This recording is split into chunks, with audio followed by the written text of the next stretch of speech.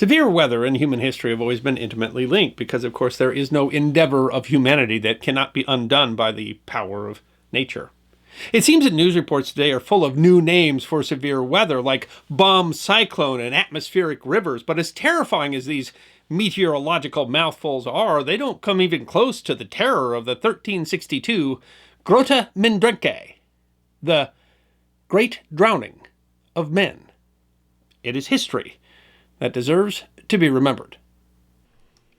The website History's Answers describes the town of Ravensrod in Yorkshire at the mouth of the River Humber.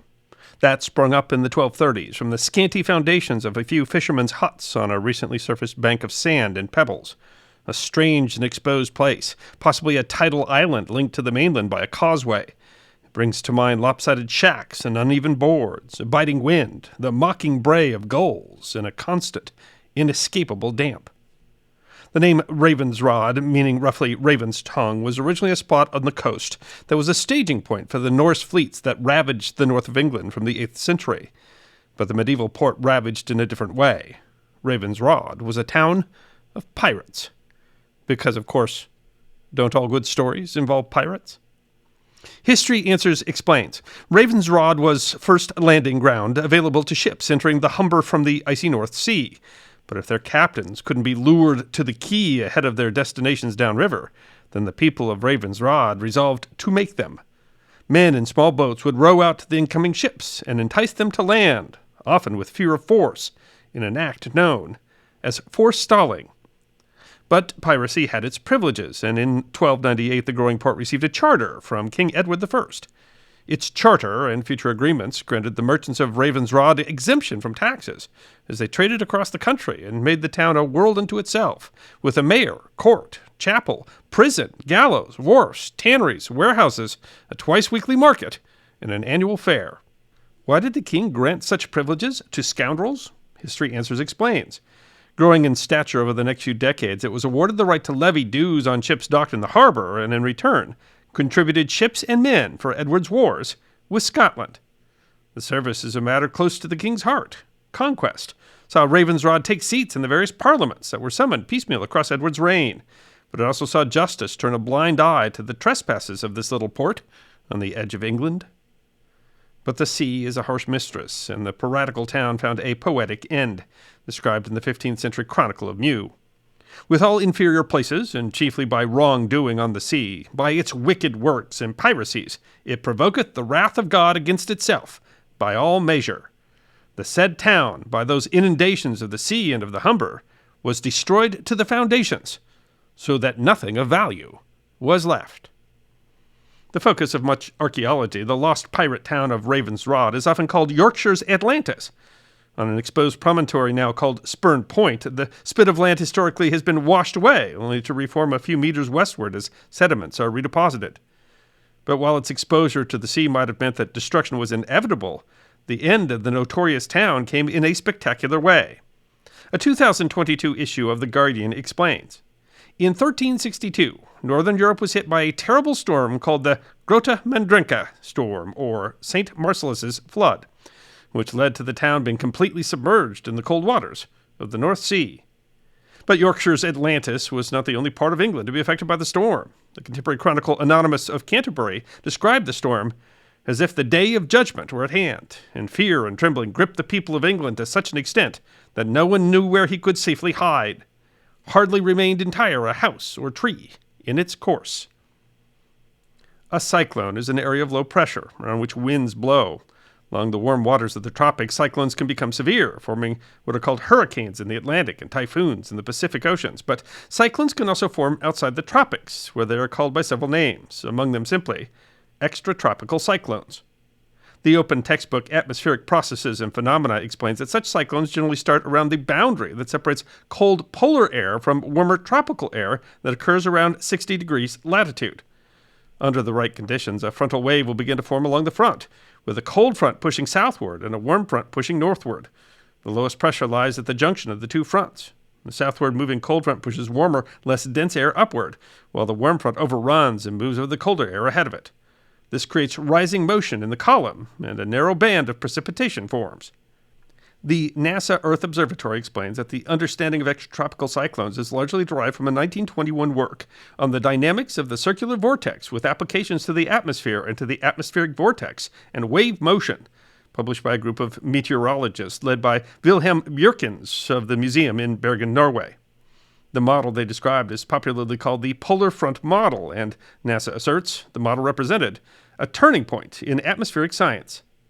Together, this extraordinary group of meteorologists put forward the theory that weather activity is concentrated in relatively narrow zones, which form the boundaries between warm and cold air masses. They called these zones fronts, an analogy with the First World War battle fronts. And of course, anyone who has watched a weather forecast on the news today is now familiar with the term weather fronts.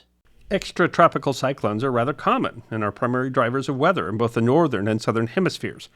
The weather along the front need not be severe, but it can be. The Transatlantic Reinsurance Company explains that they derive their energy from the horizontal temperature difference between warm subtropical air masses and cold polar air masses. Thus, the severity of the storm depends upon the degree of temperature difference. But such storms can also be quite violent. The storm commonly called a nor'easter is a type of extratropical cyclone. And while these types of storms might not typically be seen to be as dangerous as tropical cyclones, Transre notes, extratropical cyclones, ETC, that form in the North Atlantic are, on average, the second most destructive insured natural catastrophe worldwide after Atlantic hurricanes. Extreme extratropical cyclones over the North Sea are associated with strong winds and are often called European windstorms. The winds can also result in huge storm surge. A particularly violent European windstorm in 1953 called the North Sea Flood killed more than 2,000 people and is generally considered to be the worst natural disaster of the 20th century in the United Kingdom and the Netherlands. More recently, Storm Dennis in February 2020 followed a path from Texas to Finland. At its height, Dennis recorded near-record low pressure, making it one of the most intense extratropical cyclones ever recorded, and driving winds up to 140 miles per hour that uprooted trees across Ireland, the United Kingdom, Sweden, and the Netherlands. Of course, all those tools that we use to measure weather today weren't around in 1362, but there are some reasons to think that a storm in that particular time might have been particularly intense and particularly destructive.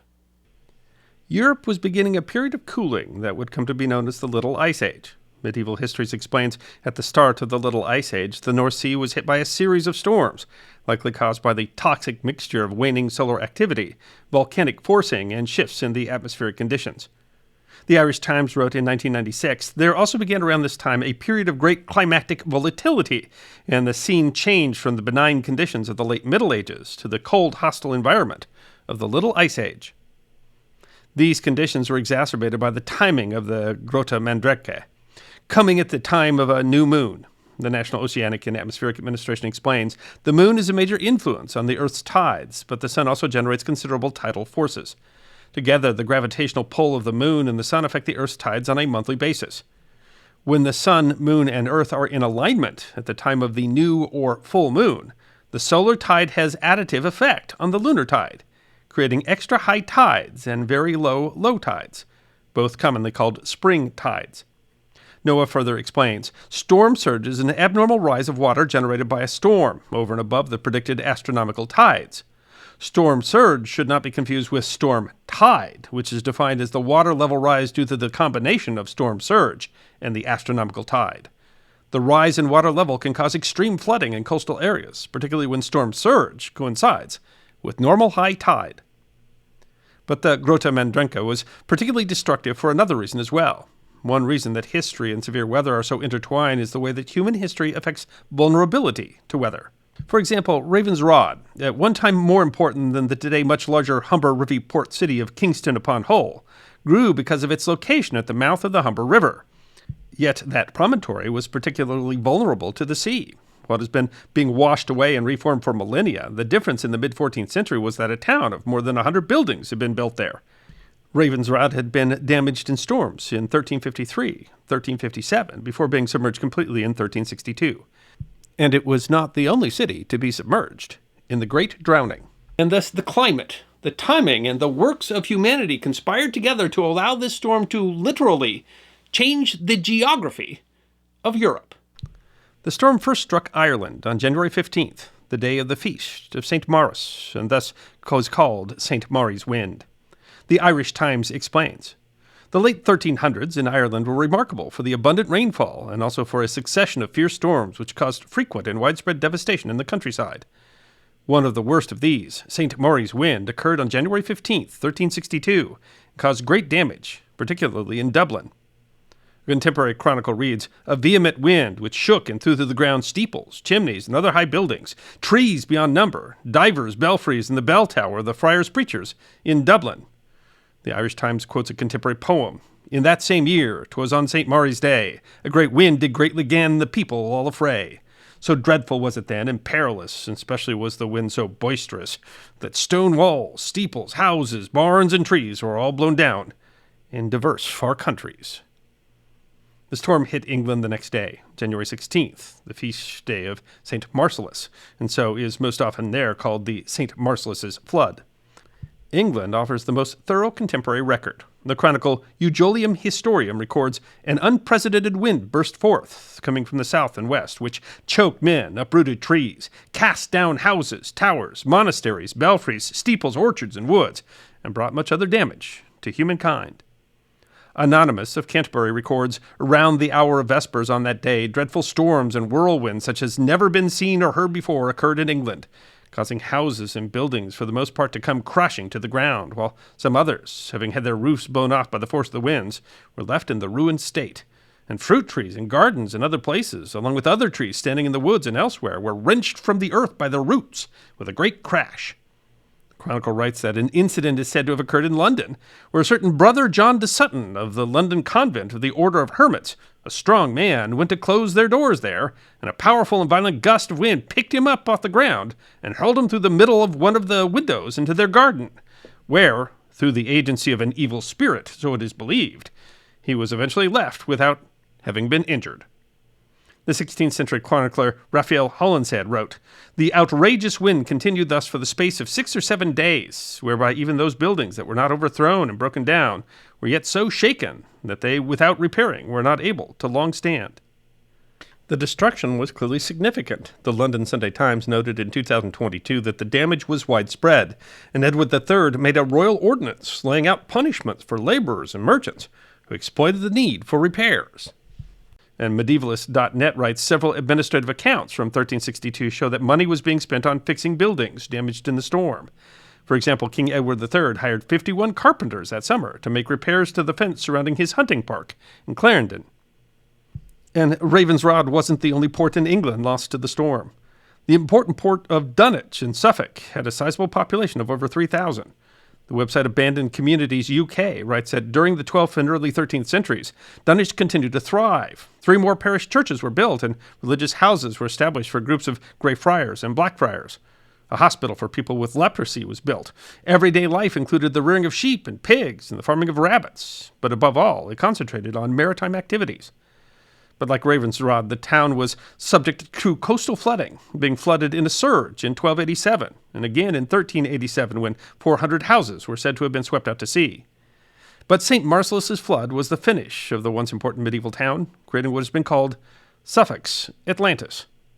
The BBC wrote in 2016, in the early 11th century, Dunwich was the 10th largest town in England, but now has about 120 residents. The personal blog Inglesburg's Ideals, written by Fergus Butler Galley, writes, if the 10th largest city in the country, Sheffield, for those of you wondering, were to disappear, it would be front-page news for months and talked of for centuries. But Dunwich is scarcely mentioned now, and even only then by anorax or in vague whispers. A very English apocalypse, indeed. The disappearance of Ravensrod and Dunwich underscored the power of the storm. The website Gizmodo explains, the storms that shook the north of Europe were so powerful that they didn't just drown people. They reshaped the entire coastline. Peninsulas became islands. Islands were broken down into nothing, and the sea came inland. Unlike England, first-hand accounts of the storm on the continent aren't available, but there the damage was apparently even worse. The weather website Climate for You explains that the storm Grote Mandrenke struck the Netherlands in January 1362. Hurricane-force winds with enormous waves and a considerable sea level rise due to the combined action of push by the wind and lifting of the sea surface because of low air pressure flooded the extensive areas of the Netherlands, killing at least 25,000 inhabitants. That number should, of course, be seen in relation to the much smaller population at that time than now. The storm also flooded and eroded large areas in western Slesvig, Denmark, where 60 parishes are said to have disappeared totally. The Sunday Times writes that in the Netherlands, hurricane-force winds drove enormous waves on top of the storm surge, carving out a huge inland sea that killed thousands of inhabitants. It was 50 years before the dikes were repaired. Gizmodo notes one of the significant impacts that the storm had on history, helping to establish the trading port of Amsterdam. The coastline eroded to the point where the Zuider Zee became essentially a 75-mile bay with a number of extremely nervous little fishing villages around its edges. One of those little villages was Amsterdam. It had been granted rights as a city in 1300, and its position at the extreme southern edge of what became an incredibly important waterway gave it an advantage as a trading city. The Guardian writes that the Zuider Zee, the vast inland body of water in the Netherlands, was partly formed by this and other weather disasters of the Middle Ages. Once stabilized by the building of dikes and other sea defenses, it became a vital hub for maritime trade, contributing to the later rise of the Dutch Empire. But the rise of one great trading port coincided with the loss of another. Some of the most severe damage occurred to the north, in the part of Holland called Friesland. There, human activity added to the tragedy, Medieval Histories explains. However, not only the changing weather conditions caused the high floods after AD 1300, changing patterns of exploitation of the marshy regions along the coastline from Denmark to Holland caused the catastrophes. During the High Middle Ages, people had migrated to the marshes to settle, exploiting the salt marshes for cooking salt and settling on turps or wharfs. They used copious amounts of peat for fuel as well as building material. In the process, the ground level fell below the sea level, creating a more and more fragile environment until the dikes broke in January 1362. The digging of peat had rendered substantial areas of farmland below sea level, creating vast tidal flats after the storm surge overran the dikes. Research published in the journal Quaternary International in 2018 notes, today, cultural traces like remains of dikes, drainage ditches, turps, or even plow marks are still visible in the Wadden Sea and provide evidence of the once cultivated marshland. Medieval history continues. The storm began on the 15th of January, 1362, reaching its high point on the 16th. The flood spread more than 25 kilometers inland, submerging numerous villages and a wealthy town, Rungholt. This flood reached from outlying promontories on the western coast of Jutland and Friesland down to Holland. Archaeology suggests that Rungholt was no village. Medieval history writes that surveys conducted in the 20s and 30s, when remains of the city were suddenly exposed, suggest a large population of about 1,500 to 2,000 persons. Rungholt was likely a significant port, shipping cattle to the markets in Holland and Flandern. The journal Nautica Report writes, the community of merchants and farmers, which had just recovered from the Black Plague, was annihilated following an unusual sea storm that swept the coast between Holland and Denmark, changing the geography of the places, causing thousands of victims and destroying villages. The term forgotten history takes on a bit of literal meaning when actual cities are wiped from the face of the earth and placed in the bottom of the ocean. But today, underwater archaeology is going on at Ravensrod and Dunwich and Rungholt, and it's offering unique insight into medieval life. It's difficult to estimate exactly how many people died in the storm, given record keeping at the time, and that many of those estimates came later. But today, historians estimate that between 25,000 and 100,000 people died. I mean, after all, the storm's name, Grote Mandrenke, is Low German for the Great Drowning of Men. But that number should keep in mind the much smaller number of people at the time, or rather the much larger number of people who are at risk today. A tropical cyclone in 1970 that struck Bangladesh and India killed 500,000. Certainly there's lessons that can be learned from the Great Storm of 1362 about storm preparedness and protecting people, and the destruction of the storm can offer us some perspective when we can complain about weather events like freezing temperatures in South Texas. But perhaps the greatest lesson of the great devastation of the Grote Mandrenke is humility. The understanding that there's very little that people can make, that nature cannot destroy. And for that reason alone, the great drowning of men deserves to be remembered. I hope you enjoyed this episode of The History Guy. Check out our community on thehistoryguideguild.locals.com, our webpage at thehistoryguy.com, and our merchandise at teespring.com, or book a special message from The History Guy on Cameo. And if you'd like more episodes on forgotten history, all you have to do is subscribe.